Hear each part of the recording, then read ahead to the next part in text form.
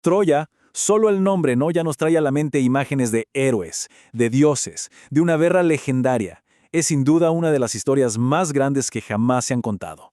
Pero, a ver, ¿fue real? ¿Existió alguna vez esa mítica ciudad de Troya más allá de las páginas de un poema?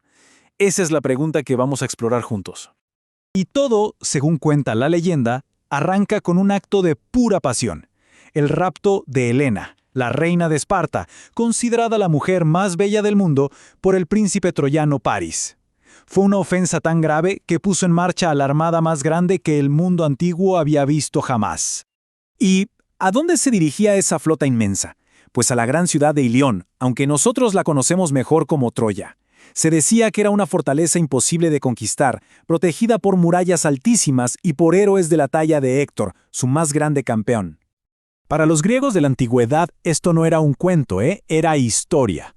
Pero claro, con el paso de los siglos, el mundo empezó a verla como simple ficción, una historia fantástica. La pregunta que impulsó a exploradores y arqueólogos durante generaciones fue: ¿y si la Troya de Homero de verdad existió? Ok, para entender por qué alguien se obsesionaría con buscarla, primero tenemos que meternos de lleno en la historia que inmortalizó el poeta Homero, la que muchos llaman la más grande historia de guerra de todos los tiempos. Entonces, ¿qué fue lo que prendió la mecha? Según Homero, la cosa estuvo clarísima.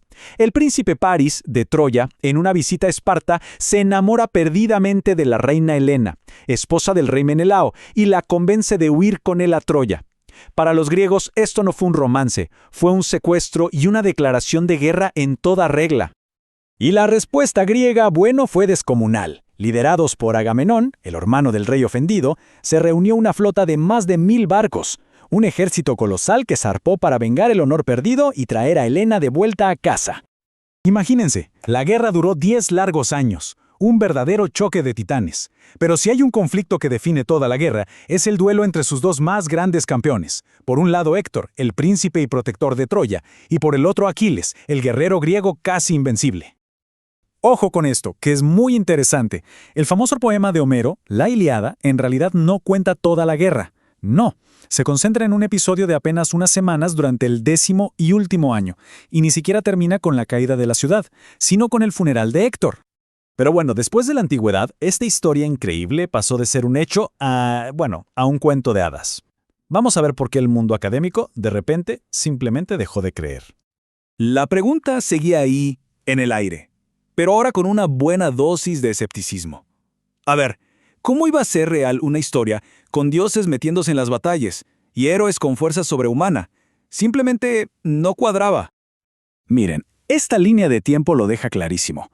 Se supone que la guerra fue por allá en el siglo XIII a.C., pero Homero la puso por escrito recién en el siglo VIII.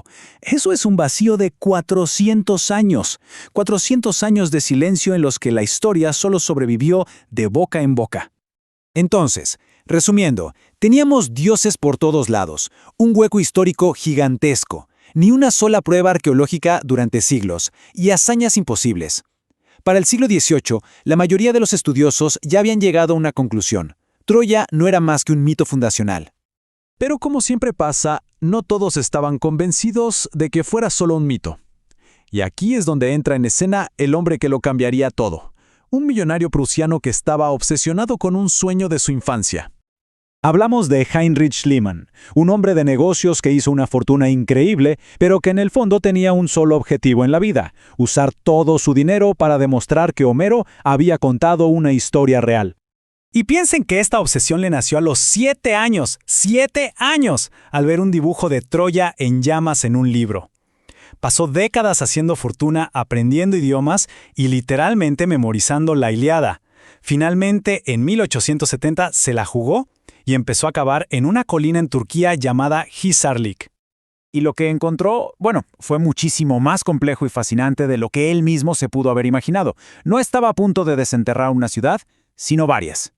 Schliemann, que era más un apasionado que un científico, hay que decirlo, cavó una zanja enorme directamente a través de la colina.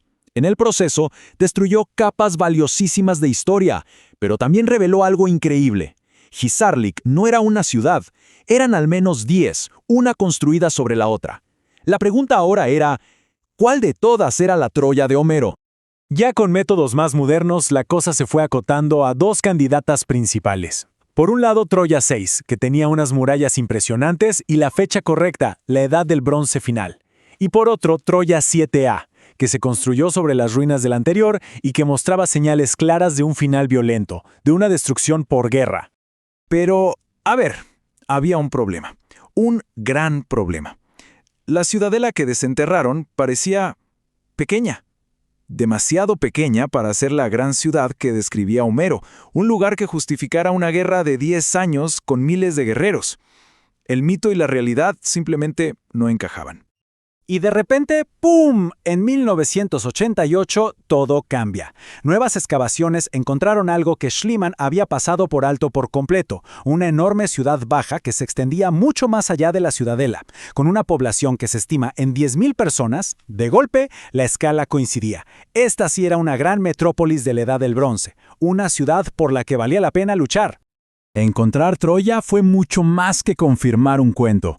Nos reveló por qué esta ciudad era tan, pero tan importante, y cómo su caída le dio forma a la civilización occidental. Miren, la clave de todo era su ubicación. Estaba justo en la entrada del Helesponto, el estrecho que hoy conocemos como los Dardanelos. Quien controlaba Troya controlaba la ruta comercial vital hacia el Mar Negro. No era solo una ciudad, era la puerta de entrada al comercio entre Europa y Asia. Un premio estratégico que sin duda valía una guerra. O varias. Y acá es donde la historia se pone todavía mejor, porque el legado de Troya no se acabó con su destrucción para nada. Según la mitología romana, inmortalizada por Virgilio en la Eneida, el héroe Eneas logró escapar de Troya en llamas, viajó a Italia, y sus descendientes, Rómulo y Remo, fundaron Roma. Así, la caída de Troya se convirtió en el mito fundacional del imperio más grande que el mundo occidental haya conocido. Al final del día, la línea que separa la historia del mito en Troya es muy, muy delgada. La arqueología nos dice, sí, aquí hubo una gran ciudad y fue destruida con violencia. Y la poesía nos regala una historia épica de amor, guerra y heroísmo. ¿Dónde termina la evidencia y dónde empieza la creencia? Ese es un misterio que Troya todavía guarda muy bien.